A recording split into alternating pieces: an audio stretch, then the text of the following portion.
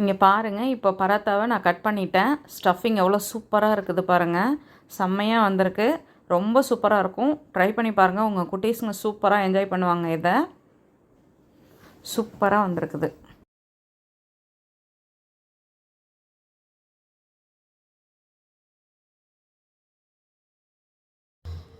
Hello hi, welcome to Kokila's kitchen. இன்றைக்கி நம்ம கிச்சனில் ஒரு சப்பாத்தி ஐட்டம் தான் பார்க்க போகிறோம். ஏற்கனவே பாலக்கீரையை வச்சு ஒரு சப்பாத்தி பார்த்தாச்சு. இன்றைக்கி வந்து ஸ்டஃப்டு பாலக்கீரை சப்பாத்தி தான் பார்க்க போகிறோம். நான் அந்த வீடியோலேயே சொல்லியிருந்தேன், பெரியவங்களுக்கு கொடுக்குறதா இருந்தால் இதை மட்டும் நம்ம ஸ்டஃபிங் இல்லாமல் வெறும் சப்பாத்தி மட்டும் இழைச்சி போட்டு கொடுத்துடலாம். அதே குழந்தைங்களுக்கு செய்கிறதா இருந்தால் நம்ம இந்த மாதிரி ஸ்டஃபிங் ரெடி பண்ணி அதுக்குள்ளே சப்பாத்தி போடலான்னு சொல்லியிருந்தேன். இன்றைக்கி அந்த சப்பாத்தி தான் நம்ம செய்ய போகிறோம். அடுத்து வந்து இது என்னன்னு பார்த்தீங்கன்னா, இங்கே வந்து நார்த் சைடில் இப்போ ஜான் நகரில் எப்படின்னா, நாங்கள் கோதுமை வந்து நான் பிராண்டட்லாம் வாங்க மாட்டேன். இந்த மாதிரி அவங்க கடையிலே அரைச்சி விற்பாங்க. அந்த லோக்கலில் அரைச்சி விற்கிறத அதுதான் வாங்கிப்பேன். இது வந்து நீங்கள் எண்ணெயோ இல்லை சுடு தண்ணியோ பால் எதுவுமே சேர்க்காமல் நீங்கள் பிசைஞ்சால் கூட இந்த சப்பாத்தி வந்து ரொம்ப சாஃப்டாக இருக்கும். அதெல்லாம் சேர்த்து பிசைஞ்சோம்னா இன்னும் கொஞ்சம் ரொம்ப நல்ல சாஃப்டாக வரும். இன்றைக்கி வந்து நான் வந்து சப்பாத்திக்குனா இது தான் யூஸ் பண்ணுவேன். அதே மாதிரி இப்போ பூரிலாம் போடுறதா இருந்தால் பாக்கெட் ஐட்டம் வாங்கிப்பேன். இந்த மாவில் தான் இன்றைக்கி நம்ம வந்து சப்பாத்தி செய்ய போகிறோம். வாங்க எப்படி செய்கிறதுன்னு பார்க்கலாம். 1 கப் அளவு மாவு எடுத்துக்கலாம். இன்றைக்கி சப்பாத்தியில் நம்ம வந்து மாவெல்லாம் ஒரே மாதிரி தான் பிசைய போகிறோம். ஸ்டஃபிங் மட்டும்தான் நம்ம வந்து எக்ஸ்ட்ரா செய்ய போகிறது. மற்றபடி பாலக்கீரை சப்பாத்தியில் என்ன பார்த்தீங்களோ அதே தான் இதில் சேர்க்க போகிறேன். அதில் பால் ஊற்றி பிசைஞ்சேன். இன்றைக்கி வந்து நான் வந்து தண்ணீரில் தான் பிசைய போகிறேன். இப்போ வந்து உப்பு சேர்த்தாச்சு. அடுத்து தனி மிளகாத்தூள், தனியாத்தூள், மஞ்சத்தூள், இது எல்லாமே நீங்கள் எடுக்கிற மாவுக்கு தகுந்த அளவு நீங்கள் வந்து அதை சேஞ்ச் பண்ணிக்கோங்க. இப்போ இதில் வந்துட்டு கொஞ்சம் ஆயில் சேர்த்துக்கலாம்.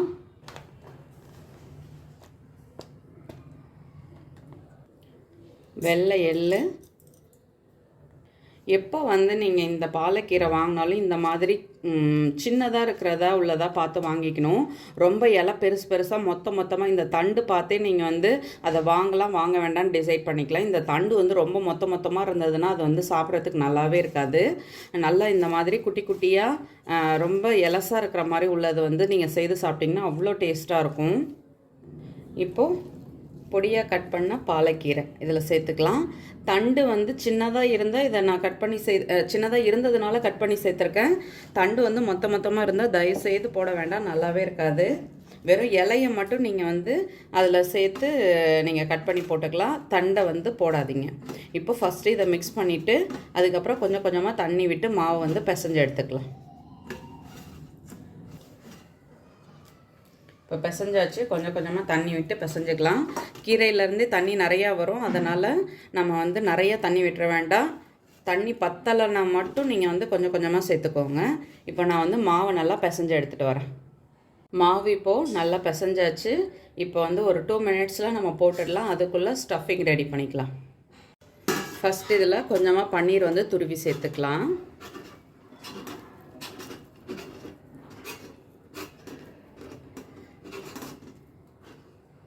நான் வந்து கொஞ்சமாக ஸ்வீட் கார்ன் எடுத்திருக்கேன். ஸ்வீட் கார்ன் வந்து வேக வச்சு எடுத்திருக்கேன்.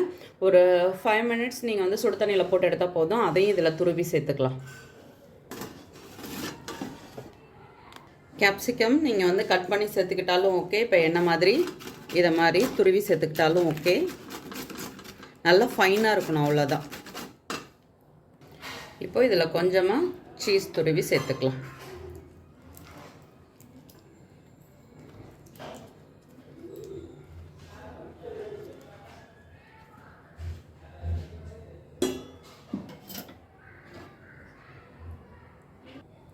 கொஞ்சமாக ரெட் சில்லி பவுடர்,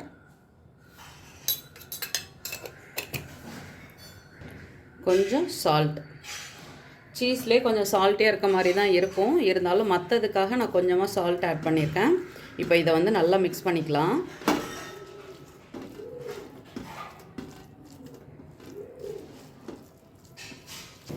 லாஸ்ட்டாக இதில் ஒரே ஒரு ஸ்பூன் அளவு நம்ம வந்து அவல் சேர்த்துக்கலாம்.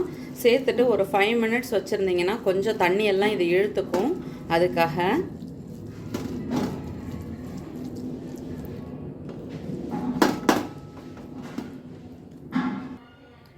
இப்போது ஒரு உருண்டை மாவு எடுத்து இழைச்சிக்கலாம்.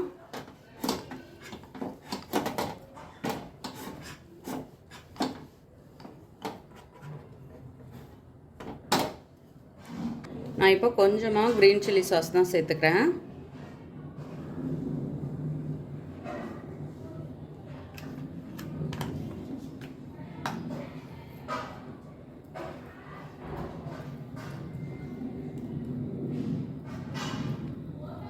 இப்போது ஸ்டஃபிங்லேருந்து கொஞ்சம் எடுத்து வச்சுக்கலாம்.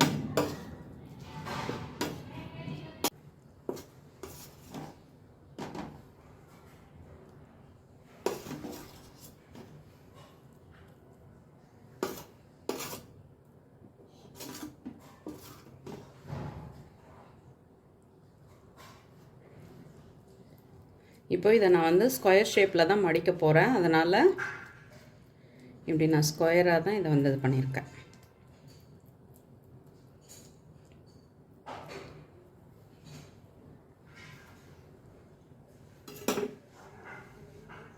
ஃபஸ்ட்டு இப்படி மடிச்சிட்டு அதுக்கப்புறம் இப்படி மடிச்சுக்கலாம். இதை வந்து ரொம்ப வச்சு இழைக்க முடியாது. இழைச்சோம்னா ஸ்டஃபிங் எல்லாம் உங்களுக்கு இதுவாகிடும். அதனால் நீங்கள் வெறுமனே இந்த ஸ்கொயர் ஷேப்போடையே நிறுத்திக்கலாம். கையால் லைட்டாக ப்ரெஸ் பண்ணிக்கோங்க.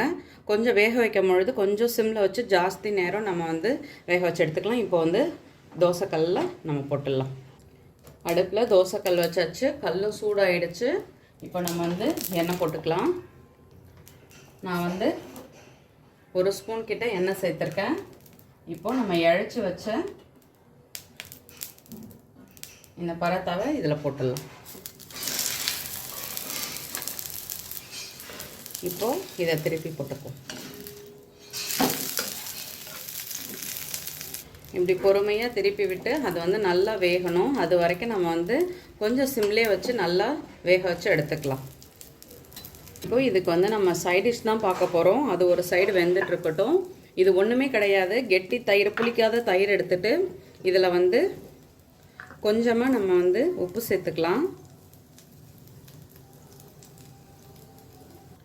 அடுத்து கொஞ்சமாக சீரகத்தூள், தனி மிளகாத்தூள், அவ்வளோதான். சாப்பிடும் பொழுது இதை அப்படியே மிக்ஸ் பண்ணிக்கலாம்.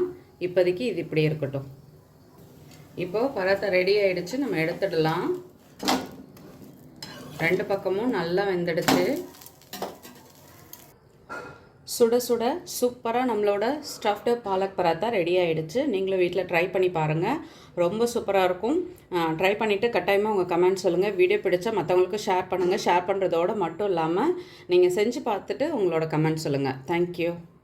இங்கே பாருங்கள், இப்போ பரோட்டாவை நான் வந்து கட் பண்ணிட்டேன். உள்ளுக்குள்ளே ஸ்டஃபிங் எவ்வளோ சூப்பராக வந்திருக்குதுன்னு இங்கே பாருங்கள்.